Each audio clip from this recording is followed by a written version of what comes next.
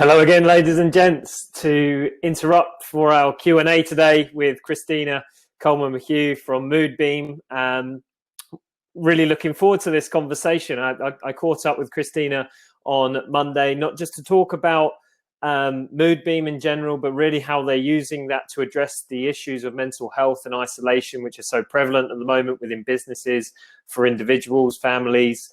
But also we'll hear about Christina's journey and her career, having transitioned from being a journalist. If you do have any questions, feel free to use the Q&A area on the right-hand side. If we can use the chat box to encourage discussion and sort of add on from our conversation rather than a self-promotion tool, that would be much appreciated. But I will invite Christina up onto the screen now. Hopefully we don't have any technical gremlins today. Hi. Hi, Christina. How are you? Not too bad. Do I sound like a robot or do I sound like me? Absolutely fine. Yeah, to set some context, Christina and I had a test run on Monday, and she came through on the presentation mode sounding like a robot. So I was a little bit nervous, but we're absolutely fine. And as I say, I'm really looking forward to this conversation, Christina, and it's very relevant in today's world, what you're doing with Moodbeam. But we will go back a little bit and go through your career. But first and foremost, what is Moodbeam? Okay, thank you. First of all, thanks for having me. I feel really privileged to be surrounded by a nice bunch. I've been dipping in and out of calls and things. Moodbeam is a mood logging wearable. And it really allows you to log in real time or self-report your moods so that you can capture them and have them visualized so you get to see the highs and lows of your day. Fantastic. Would you like me to just go for it? No, that's absolutely fine, because we'll go into a little bit more about Moodbeam and how you're working with lots of different organizations and different groups of people specifically. But as a wearable, it's really focusing on that mental health, that well-being side of things. But it wasn't always your dream to create a wearable device, was it? And tell us a little bit about your background and your career before starting Moodbeam. Yeah, definitely. No, I certainly didn't think I'd be recreating my entire career at 40, that's for sure. So as you can probably tell from the accent, I hail from Northern Ireland originally. I came over at 18 to study a journalism degree down in Farnham in Surrey, which was sort of a glorified art college and one of only 3 universities or art colleges doing a university degree in journalism at the time. And that took me on a bit of a journey for 10, 15 years. I worked sort of down south with, between broadcast and also print, and then still working for newspapers back home in Northern Ireland. And I really started to enjoy sort of freelancing. I began sort of in local government at Suffolk County Council as a press officer, quickly moved up to senior press officer and then comms. Found that to be a terribly sensible thing to do at 21. So I thought, hang on a minute, let's have a look around. And actually, I suppose they used to call it headhunting. I don't know what you call it these days, but a guy set up a new media internet news service, and that's when the internet news service was sort of bubbling, and that was very exciting. So I took on that news team remotely, and also alongside that worked with a creative agency with BT Insight Interactive, did a lot of ghostwriting and content creation for people in sort of from pharmaceuticals right through to business innovations. Never thought I'd be sort of immersed in it one day. And that took me on a journey for probably about 18 years. I had my own media PR agency for the last sort of 10.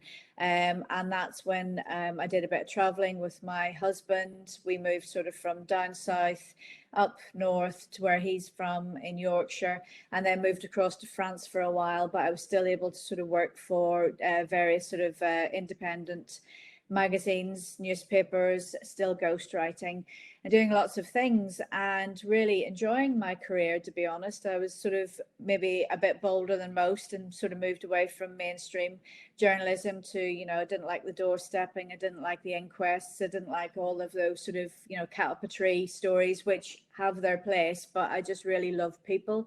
Have always loved people. Have always loved the whole art of communication, whatever that looks like. So I consider myself quite lucky in all of the experiences that I've had.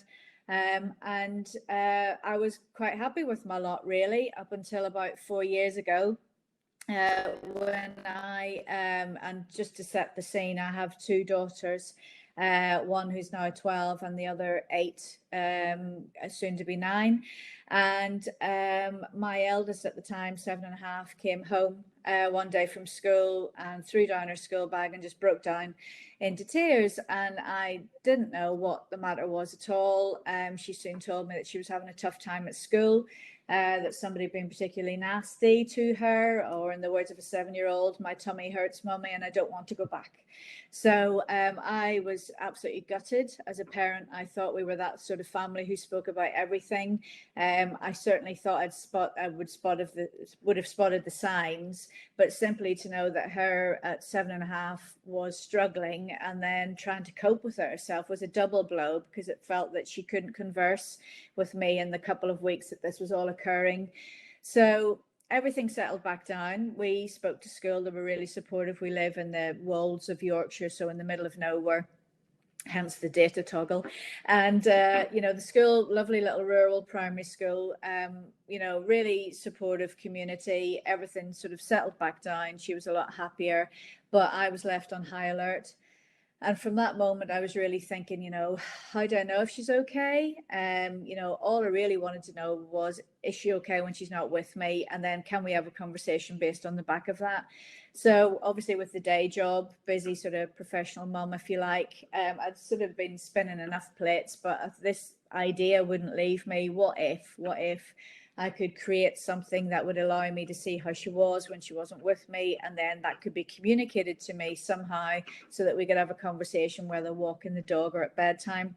So this idea came to me. I'm a light sleeper. I only need about 5-6 hours sleep as it is. And I always, typical journalist, had the notepad and pen by the side of my bed, and woke up and had this epiphany, if you like, this light bulb moment of, what if, like the watches, you could have a really colorful band with different buttons, and each button would relate to a mood. And what if you could press that, and then somehow, not being a techie, that could translate to my phone or something, and I would get to see what that looked like. So with this notion that wouldn't leave me alone, I did a lot of research, spoke to a lot of colleagues. And there's some amazing, obviously, through the NHS or independent therapists or self-help groups, some fantastic outlets out there, but nothing that really began with self-care, that whole sort of self-triage element of self-awareness, acknowledging that something has made you feel good or bad, and capturing that moment. So I took my idea to basically, he was really sort of the husband of a friend. We had kids in the same class at the same school at the time. And she goes, why don't you run your idea past John? So I didn't quite appreciate Jonathan's pedigree at the time. I probably would have run a mile if I had known that he was the founder of the Gadget Shop. I don't know if any of you remember that. And also Red 5. But very much an entrepreneur, a very humble guy who, again, had started his businesses with a personal need. And he said, I've never heard anything like this before. I'll point you in a few directions and signpost you, but let me know how you get on. And I went off to a place called C40I, which is the Centre for Digital Innovation, based in Hull in East Yorkshire, because I live just outside Buff. They were fantastic. They didn't laugh at me. They took on board my idea and said, okay, well, there's various things we can do, but how do you want to go about this? So I said, well, I really need to try and part skills and the same mindset, because it's all about the why I've begun this is a personal need, but it seems to resonate with everybody that I speak to, that they've all been there, done that, and wish they'd had some way of being able to capture that. So I went back to Jonathan and he said, look, I'd really like to get involved. He said, I've never heard anything like this before. Let's try and make it happen. So 4 years ago, Moodbeam was created in a coffee shop. And really the idea was to try and create, as ambitious as it was, a piece of hardware and also a piece of software that could talk to each other and that could be either worn or kept close. So that was 2016. We self-funded. 150 prototypes, which looked something like you'd open your garage door with, 2 buttons. From focus groups, we would quickly realize that 5 was too many, and we had to really focus on what it was we were trying to find out, which was, are you okay or are you not okay? So the blue symbolized negative, the yellow symbolized positive, and we had these little buttons created really to test the concept. Would somebody press a button to denote how they felt, and more importantly, would it be of any use to them whatsoever? So what actually happened over the period of 18 months was an exploratory really into the realms of the initial use case, which was myself, parents and children and families, right through to more pillars evolving the NHS, through and sort of social isolation, and people with learning disabilities really picked up on it and ran a small pilot. So within health and social care, the story started to begin there, but also within education, we realized at that stage 4 years ago that primary schools in particular were already overstretched, under-resourced and stressed out teachers. The last thing we wanted to do was walk in brandishing a Moodbeam and tell them their worries were over. So we parked it within primary and secondary, and we explored it more with universities, and we had a few successful pilots with universities who really see that necessary connection between campus and home. And really that whole element of suddenly you're 18 and you're away from home, and how do you keep connected with those that you care about? But the big one for us was workplace wellbeing. Obviously, again, 4 years ago, workplace wellbeing was very much a case of, okay, this is a great idea. We don't really know how we're going to approach this. We'll get in some amazing mindfulness experts. We'll employ a few, people to train mental health first aid trainers to have those in-house. And that's all fantastic and amazing. But at each time when we spoke to HR sort of leaders, they said what we've always been intrinsically worried about is that accountability.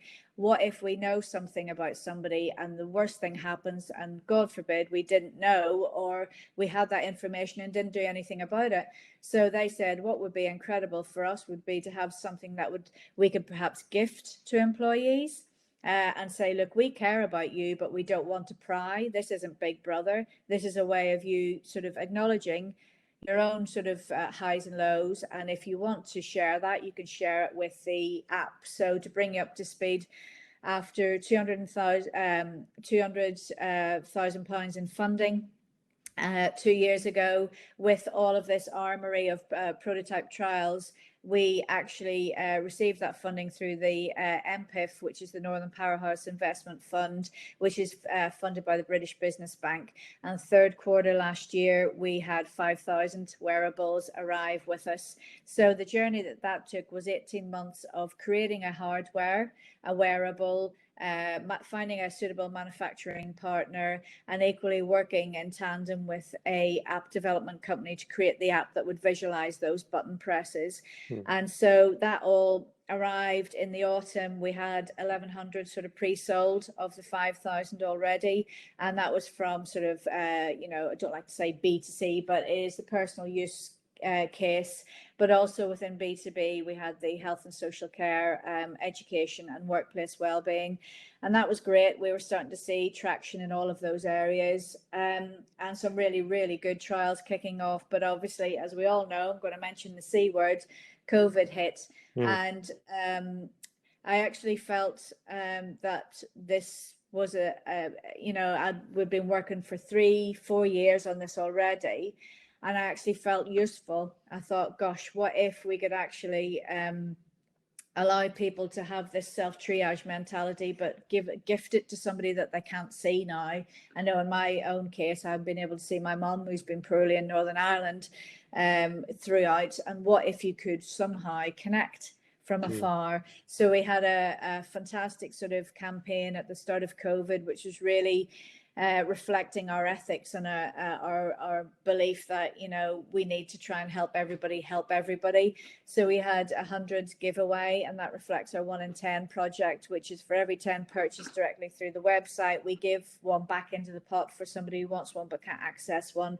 So that was hugely rewarding, in that we would get these messages from people and they would say, look, I want this for my mum, I want it for my brother in New Zealand, I want it for my child, I want it for myself, and just to know that if I'm okay. So that was all happening. And then we started to get a whole new area that we sort of hadn't obviously even considered before, but it's the whole remote workplace well-being. How on earth do you keep teams connected when you're all working from home all of a sudden? And the biggest areas for us at the moment are within sort of obviously HR within respective industries, but within banking, within construction. So two very, very different industries, but equally one's used to being on site together, the other's used to being in branch together, and now all of a sudden you're trying to keep connected. So with the technology that we built into the app, we have a prompt mechanism so that the wearable vibrates up to 4 or 5 times a day. And it sort of has helped companies establish that water cooler mentality. So where you'd normally have bumped into somebody, you can actually get this little vibration. You go, how am I feeling? And you feed that back to an anonymous dashboard. And that really allows that conversation to keep going. And it's evolving all the time. Last week looks different to this week. And I guess because we're a small team of under 10, we can pivot and change, and not everybody has that luxury. But I guess it's also having the guts to do it, because a lot of companies are like, no, let's just sit tight, hang fire. Others are like, we've got no choice. We have to move with this. So we're having a constantly evolving conversation. And it's just at that point now where we think, we've always said we're not the experts. We spent 4 years creating technology that's simple enough to latch on to those existing expertise in those industries. And it would just be absolutely brilliant to help them get through this stage. And who knows what's next. Yeah. No. Well, you've answered every one of my questions there, Christina. That was becoming the easiest Q&A I've ever done. But what I took from that is really the why behind you've done it, and that was your trigger to starting your business, and that's what's driven you on. You never started growing up or going through your career wanting to create this, and very fortuitous that John happened to be as a parent within the same school and within that technical space and things like that. But from a health and from a startup perspective, actually, what's been perhaps your biggest challenges to overcome? We've got a lot of business owners within this call. I'm sure they've had similar challenges for you bringing this to fruition. What's been a big challenge that you've faced? It's the fact that really having to try and focus, because obviously when you have a good idea and then you sort of try and bring it to fruition, when your biggest problem is the fact that it's potentially applicable to anybody and any market, it's really, really hard to focus. So what we learned sort of through our fundraising process, which actually wasn't too painful, but it did sort of break the boundaries a little in terms of the traditional way of trying to approach an investor. We said it's never been about the money, it's always about the impact. We don't have a clean business plan. We can't give you projections. Well, we could make them up and go like that. And then all of a sudden you're jabbing at the bottom line each board meeting. We said, what we do have is a lot of anecdotal evidence, a lot of insight, a lot of testimonials that say this has changed that person's life for the better, and it's on their terms. So really that was our biggest point, was that we didn't roll over and get our bellies tickled. We said, actually, and maybe that comes with age, because I'm 45 and Jonathan's 56, and maybe if you're perhaps younger, you're not as ballsy, but my message would be to be ballsy, because what have you got to lose? You've got a fantastic idea potentially, you've got evidence to show that it's going to change people's lives on their terms, with their capabilities.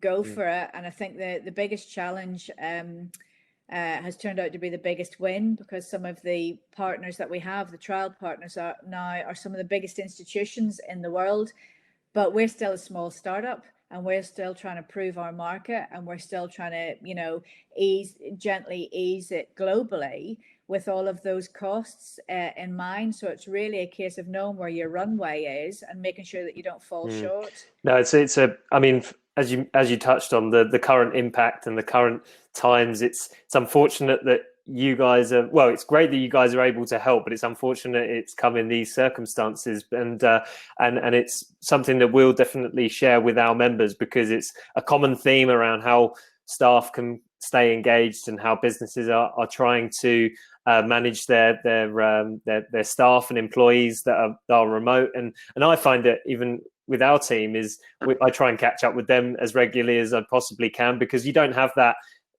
water cooler moment, like you say, when you're bumping into people and you can see how they are. So what we'll do is we'll share Moodbeam, because it's a lot easier to see it on the website and see it in action, and using your journalistic background, you guys tell the story really well. So we'll how can someone's asked, how can people help you here? I mean, what you mentioned a couple of industries that you guys have identified in construction and banking, but where do you see it being most impactful? I think it's obviously it's always been about the people. So it's really about, and I've just seen one of the questions come up, do you have any brand ambassadors? To me, everybody's a brand ambassador. We have what we call our Moodbeam pioneers. So we have a very large following in elite sport, for example. So one of our first ambassadors is a guy called Ian Braid, who spent 20 years plus and became chairman of the British Athletics Commission, but actually to the point where he had been supporting so many others for so long that he actually keeled over emotionally from too much, if you like, pastoral care himself. So he introduced us to a lot of sort of Olympic athletes and Paralympians and people really who've been told, you're going to be amazing, you're going to be amazing forever. And then all of a sudden, no, you're not actually. I know your parents moved 500 miles away to support this, you know, fantastic pursuit, but guess what? You're not going to be that person anymore. So for us, the people who really get why we exist in the world, we would encourage to contact us and support us, because we need to make that change. Whether you're, you know, a young person carving your way through, having waiting to hear what, you know, the government are going to say today about the 700,000 people who are about to be told, actually, do you know what? I know you've just graduated or you want to go on your career path, but nobody knows what that looks like. Yes, you've got this pot of funding, but that's a struggle. You know, 18 to 21-year-olds, to me, are the champions of the next new normal, because not only have they already got it, they understand that, and they have this expectation that no matter what size your company is, you need to have, as well as your statutory sick days and your pay and your holidays, your well-being days. And they are approaching employers now saying, that's really great, but what about my mental health days? And to laugh somebody out of the room can't happen anymore. So it's really all about saying, you know, who are these champions amongst you? It might be yourselves or your organizations or your cohorts. And we talk about Moodbeam circles. So sort of through the dashboard that we have created, we see that evolving as almost like a, dare I say it, the complete polar opposite of Facebook. It's not about sharing the things you don't want shared. It's about sharing the things that you've always wanted the opportunity to share. So whether it's a work group or a yoga group or a, you know, dog walking group, it's where you meet in the middle and you have like-minded people. That's what's going to change the world, I think, is the fact that you need to have these well-being champions who for the first time ever probably are being taken seriously and actually have the mechanisms to make things and make a difference. And I think if there's anybody out there sort of listening to me today, ramble on, apologies, it's very hard to stop me talking. But if there's anybody out there, and I know we had that conversation, Brad, about, you know, how do you get the very best out of your team and they encourage you? This is all about mutual respect. It's almost like the new norm is going to take on a classless existence. It's all about trying to raise each other up.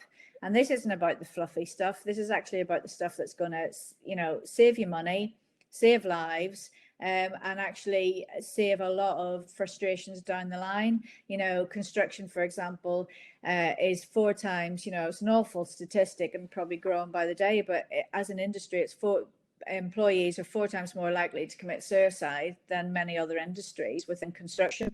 What we're doing is we're maybe semantics, but we're breaking it down to talk their language, and we can only do that with people who have worked in their industries. So for them, for an example within construction, we call this have your say on site, because they get that. It's all about sort of accident rates, it's near misses, it's that whole ability to be able to say, do you know what, I was kicked off a site last week. They told me that go away for a week because we're not ready, but yet I'm facing a massive penalty. But like I'm big enough to speak up. You know, we're working with the likes of Morgan Sindel and Wilmot Dixon at the minute, and their guys sort of from Groundworks right up have said, for the first time ever, we actually feel like we matter and we have an opinion. Job done for me. And the rest is really up to them, because they feel like by wearing one of these, they have the opportunity to speak up. And I guess in a roundabout way, that's still mental health, because, you know, if you matter, your mental health matters too. Yeah, absolutely. Great. Well, that's it's so impactful what you're doing, and good to hear some real life examples of some good work being done and some real impact. And we will definitely share Moodbeam's details and send people your way to share with their clients, their contacts, and hopefully it will start to snowball from there for you, Christina. But thank you very much for sharing your stories today. It's very inspirational how you've pivoted your career, but also what you're doing with Moodbeam. So thank you very much, Christina. Thank you. Absolute pleasure. Thank you, Brad. Thanks very much. Thanks very much to Christina.